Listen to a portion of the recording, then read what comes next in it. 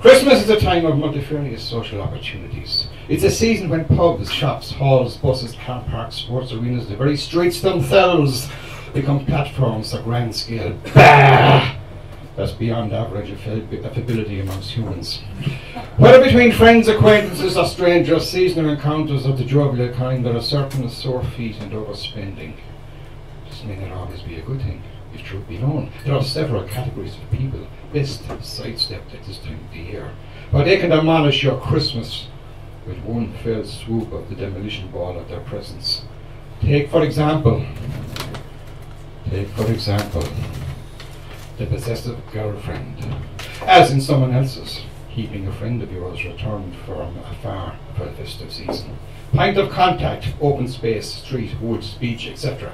Appearance, slimish, boot-wearing, coat attired and be-scarfed, smiles vacuously every 12 seconds, stoop developing from constantly leaning forward to stare into his eyes, clean hair and ridiculously shiny skin.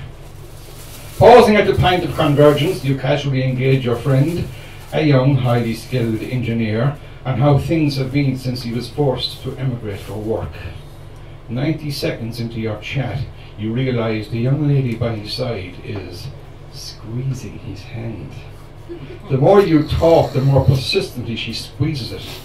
She's also half reclining against his shoulder, like an unhinged gate or an insecure Labrador.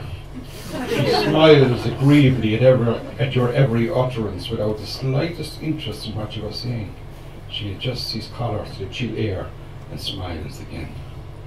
You realize you are being perceived as a rival for his attention. Soon the full dreadness of the evolving situation becomes apparent when she affectionately seizes his entire arm, apparently trying to subsume it into her own body, while simultaneously entwining her leg around his calf like an amorous penguin in a giraffe enclosure. Of course you pretend not to notice, even when she starts to investigate a blackhead on his neck that she somehow failed to notice while they were in bed last night. She returns her gaze after 12 seconds to smile at you.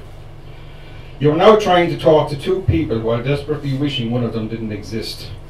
You try to decommission her courtesy by making a slightly humorous observation about Irish water being awash with incompetence. She stares blankly at you, stifles a yawn with a mitted hand, then kisses her dearest on the cheek before soothing down the front of his jacket. This is no way to conduct a conversation, and you really want to leave. But a growing obstinacy, not to mention resentment, has set in, and your determination not to be intimidated by the creature's gruesome display of attachment causes you to stubbornly stay put.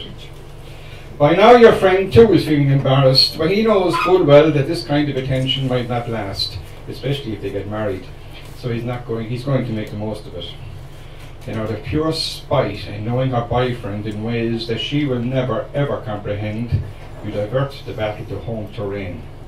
You ponder aloud the wisdom of playing Brady at left back instead of that disaster in waiting Stephen Ward.